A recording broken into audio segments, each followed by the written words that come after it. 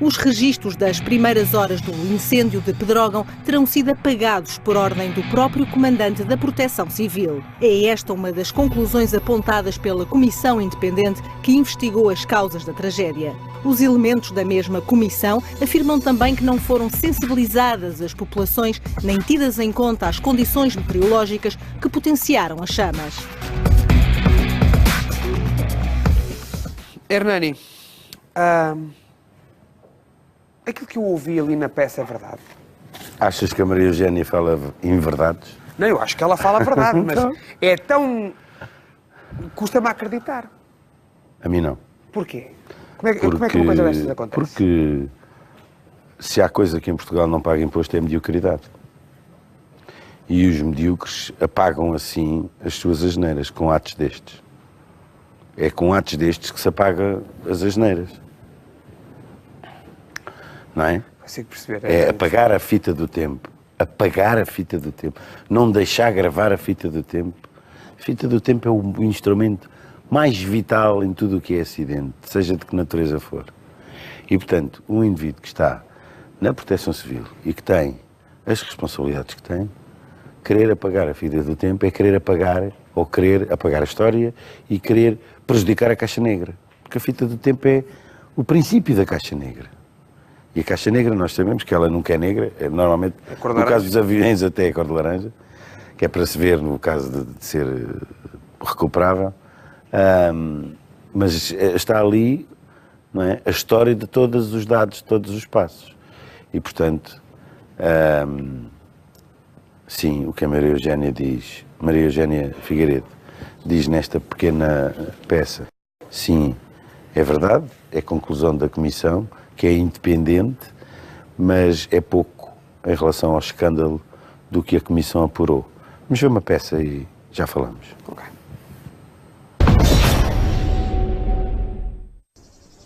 Quando o fogo começou na localidade de Escaldes Fundeiros, a resposta da Proteção Civil foi escassa. Os bombeiros, levados aos montes e vales, não foram os suficientes. O combate a um dos flancos de incêndio foi ignorado. As comunicações feitas pelo Ciresp, uma tecnologia considerada agora pelos especialistas ultrapassada, falharam. São algumas das conclusões da Comissão Técnica Independente ao Fogo de Pedrógão Grande, que diz muito mais ao longo de quase 300 páginas entregues no Parlamento. Diz também que quem comandava o combate ao fogo naquela tarde podia e devia ter feito muito mais, contudo, ficou de braços cruzados. Se o comando, na altura apropriada, entre as 3 e as 4, pudesse ter tido uma atuação no sentido de sensibilizar a população e de dar instruções de evacuação, ou pelo menos de se meterem nas casas e de não saírem das casas, provavelmente os dramas que aconteceram não teriam acontecido. A Comissão Técnica Independente reconhece ainda assim que evacuar as tantas aldeias e casas dispersas pelas bandas do fogo era tarefa ingrata, difícil.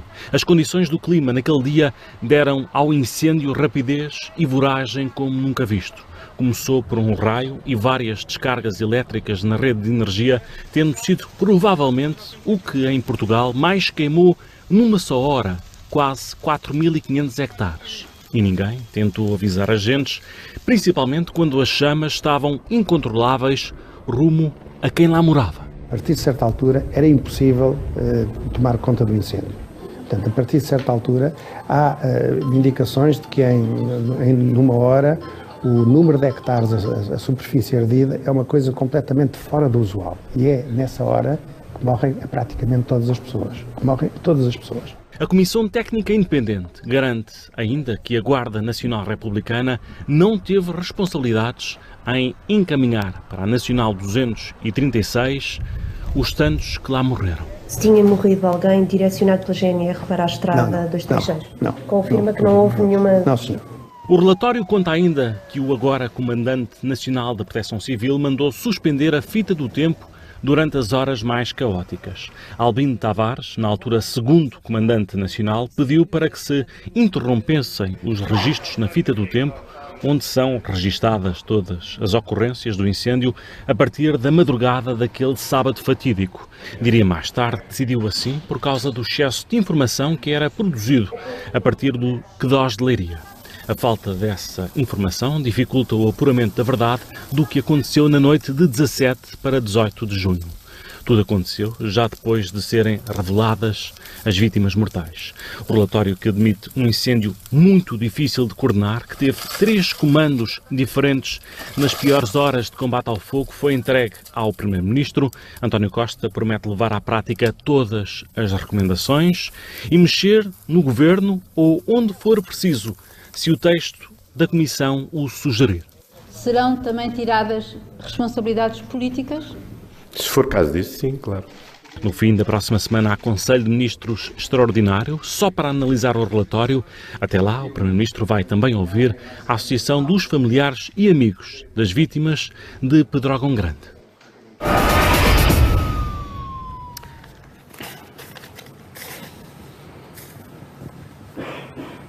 Reina o silêncio.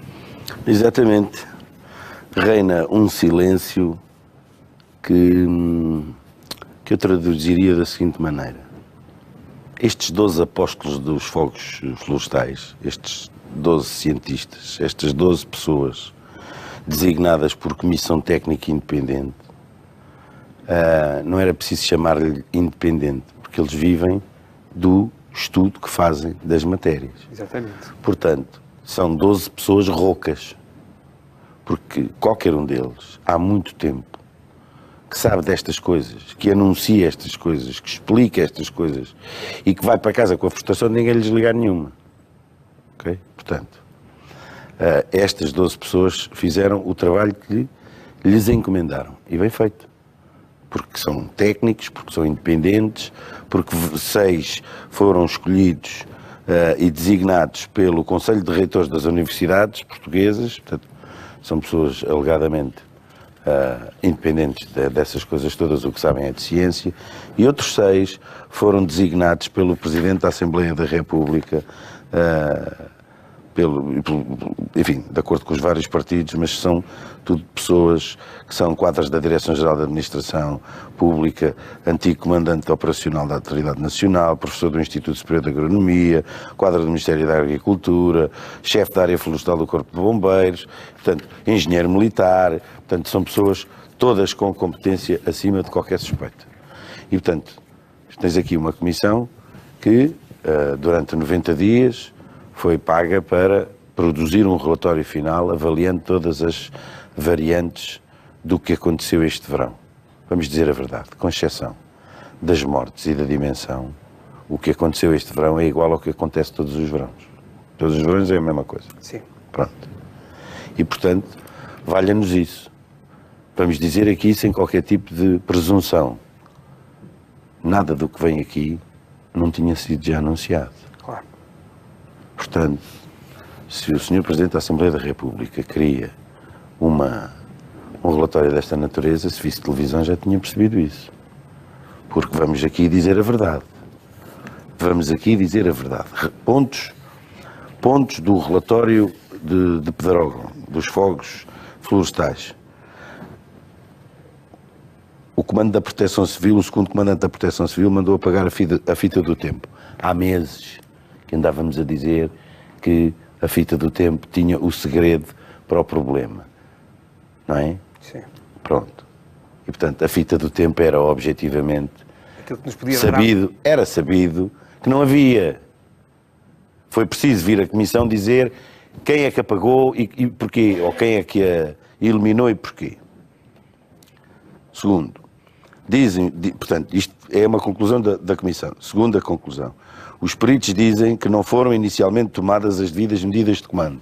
Há maus exércitos, há maus generais, andamos a dizer isto há que tempos, e sabíamos objetivamente que nos primeiros momentos do fogo não foram tomadas medidas devidas, mas não foram canalizados os meios que havia a tempo e horas para o local. Portanto, também já tínhamos anunciado isso. Diz que as informações sobre as condições excepcionais da meteorologia não foram tidas em consideração. Andamos a dizer isto há meses. Em Portugal vive-se a proteção civil de um lado e a prevenção meteorológica do outro. E o resultado está à vista. Aliás, ainda há dias tiveram que vir a correr, estender o período de combate aos fogos na fase Charlie, na fase mais importante. Porquê? Porque se tinham esquecido de considerar a meteorologia, não é? E aqui também diz que não levaram em linha de conta as previsões para condições excepcionais que estavam a fazer sentido.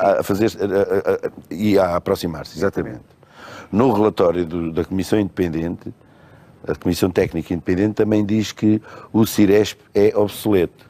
Também já tínhamos dito, já toda a gente disse. Não é a maneira de o tirarem de lá. Porque o Ciresp é obsoleto, sabemos todos. Mas já sabemos há muito tempo. Há muito tempo. Anda toda a gente a fingir que não sabe. Portanto, o importante desta comissão foi que veio publicar de uma forma formal os disparates que andamos aqui a denunciar há muito tempo. Diz assim, recomenda que os militares sejam envolvidos em situações de incêndio. Mas quantas vezes quantos portugueses disseram que os militares podem ajudar? Designadamente a habitar a floresta, a passar nela e a conhecê-la melhor. Quantas vezes, não é? Portanto, as medidas que deviam ter sido tomadas da responsabilidade do comando e imediatamente a seguir ao início do incêndio podiam ter moderado os seus efeitos. Isto é, se tivessem feito alguma coisa, apesar de ter havido aquele fenómeno meteorológico, o efeito teria sido menos devastador, não é? É preciso dizer que, e o relatório dos técnicos também aponta, havia mais de 100 pequenas aldeias, pequenos aglomerados de casas. Sim. Nenhum foi evacuado, nenhum foi sensibilizado para dizer saiam das casas porque pode haver aqui azar. Nenhum. Portanto, incapacidade para debelar o fogo nascente na primeira hora após a eclosão, dado o tempo decorrido desde a ignição do fogo e os meios empregos objetivamente insuficientes para as condições daquele dia. O combate ao flanco direito do incêndio foi descurado, as medidas de proteção civil, designadamente condicionamento de estradas, evacuações e acompanhamento da população, deviam ter sido equacionadas mais cedo, deficiências no comando e gestão da operação de socorro, dificuldades de comunicação, consequências catastróficas não são alheias às opções táticas. Isso diz tudo. Isto diz uma parte, porque a outra parte que a Comissão Técnica diz, eu estou a ouvir coisas que já falámos aqui os dois. Estou a dizer coisas que já falámos aqui, eu, tu e a Júlia várias vezes. Olha aqui. O coordenador do relatório diz que considera que deve ser criada uma carreira de proteção civil e que essa carreira deve ser feita por concurso público. Quantas vezes já dissemos isto aqui? Quantas vezes já dissemos aqui que as nomeações para a proteção civil não podem ser por misteriosos conceitos? E não podem acontecer, como tu já disseste aqui, antes da época dos fogos começar, imediatamente antes. Depois, Depois, há aqui um ponto interessantíssimo. O relatório fala do incêndio como um desastre antecipado. Isto é, estavam criadas as condições para ir haver um desastre. E ninguém quis saber nada. Porque há pessoas, quando chegam a lugares de posição, de força, acham que eu é que sei. E ali nota-se mais porque o tal senhor Rui Esteves tinha origem precisamente naquela região, em Castelo Branco. Portanto, até se esperava mais quando o comandante operacional nacional é um indivíduo que conhece melhor que os outros o terreno. Claro. Desprezo pelo conhecimento tradicional das populações locais. Não quiseram saber do que as populações sabem. Quem conhece o terreno é quem lá mora.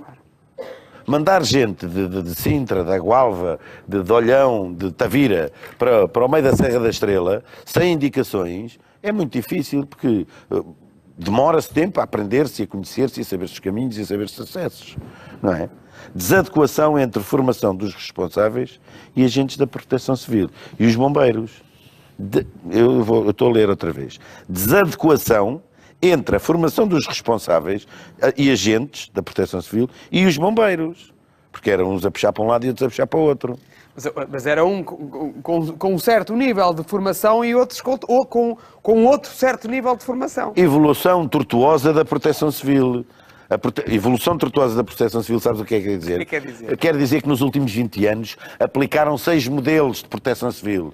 Portanto, nos últimos 20 anos foi possível mudar, tornar a mudar. Isto é a mesma coisa que teres uma empregada em casa que todos os dias te muda as cuecas da gaveta. Nunca sabes onde é que estão as piugas. Não é? É a mesma coisa. Em 20 anos mudaram 6 vezes o modelo.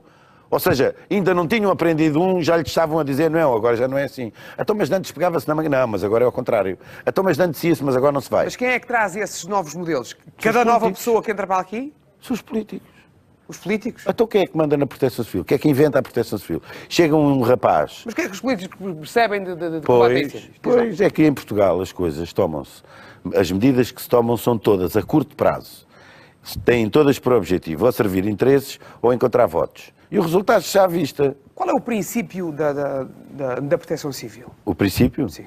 Olha, o princípio não sei. O fim este ano foi uma desgraça. Pessoas que não têm carreira no combate a incêndios. O princípio da Proteção Civil deve ser com congregação de esforços de todas as componentes da sociedade com vista a debelar e combater uma catástrofe. Quem lhes colou o comando operacional do combate aos fogos florestais é burro de pai e de mãe. E o resultado está à vista. Mas também não colou por acaso. Quem fez esta inversão de valores fez ao serviço de um interesse que um dia há de explicar, ou alguém há de explicar. Não é? Porque pôr a Proteção Civil a comandar bombeiros, não é? É inverter as coisas. Não, a Proteção Civil não tem que mandar bombeiros. A Proteção Civil tem que dizer assim: faltou aqui casa para uma senhora, vamos falar com a assistência social, vamos falar com o hotel, vamos falar com a Câmara. Isto é que é, agora, andar a combater fogos, coordenar combate de fogos. Isso é só aqui, é que dá jeito.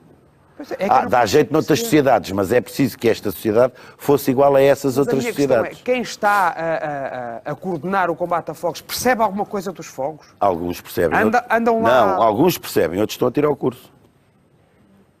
Alguns percebem, alguns fizeram carreira na... É que isso é importante saber, não é? Alguns, outros não. Não é? Alguns percebem, outros não. E uma coisa é teres as habilitações e outra coisa é teres provas dadas. E agora isto está aqui, Proteção Civil mentiu sobre erros em Pedrógão. Então, responsabilidades, como é que é? Então, as responsabilidades é assim. Hoje de manhã começou um debate a pedido de um dos partidos da Assembleia da República. Começou um debate na Assembleia da República com a Sra. Ministra da Administração Interna. A senhora ia dizer bom dia e houve logo um deputado que disse: demita-se. E a senhora respondeu: e bem, não demito. Então, que vamos lá ver. Eu vou-te dizer o seguinte: nenhum deputado tem moral para dizer o que é que seja. Porque não se deve tirar partido das mortes para ter mais-valias políticas. Não se deve tirar partido nem das mortes nem das perdas para se tirar mais-valias políticas. O que os deputados todos têm que chegar logo à noite a casa é, por uma vez, olhar para o espelho e dizer: e que tal se eu hoje pusesse ao serviço da nação o meu voto e não ao serviço do partido? Entendes?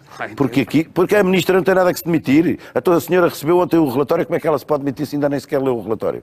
Todo, com detalhe. São 184 páginas. Então não são 300 e tal? Ou 200 páginas, seja. Não é?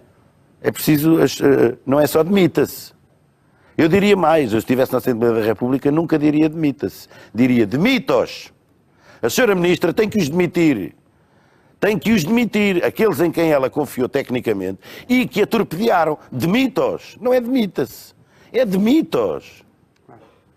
Tem que os demitir. Aqueles que entram para o gabinete e tentam mentir, esses é que ela tem que demitir. Ela tem que mostrar que, empossada no cargo de ministro, dirige os destinos daquela área.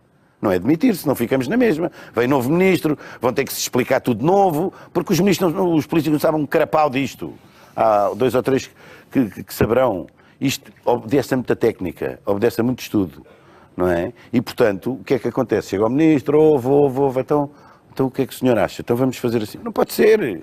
Portanto, ela que os demita, ela que demita estes indivíduos que lhe andaram a mentir, estes indivíduos que apagaram fitas, estes indivíduos que não leram a meteorologia, ela que os demita.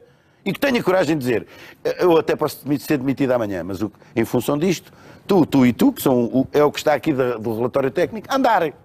Vais ver que toda a gente vai gostar da ministra. E se ela fizer isso na polícia, também me vou fartar de rir. E de que forma é que estas 300 páginas, ou quase 300 páginas, podem ajudar o que vem no próximo ano? Não. Estas não sei quantas páginas, nem interessa. Este relatório da Comissão Técnica Independente serve para sabermos várias coisas. Uma, que aquilo que andávamos a dizer, todos os que olham para isto com mais atenção, fazia sentido e era verdade. não é?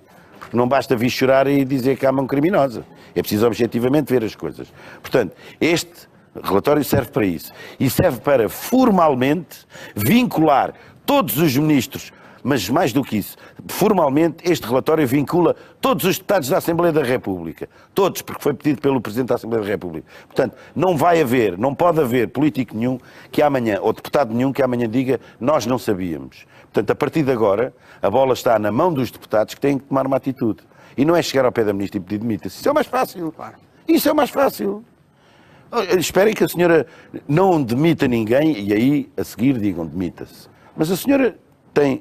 Eu não conheço a senhora, falei com a senhora 2 vezes em trabalho.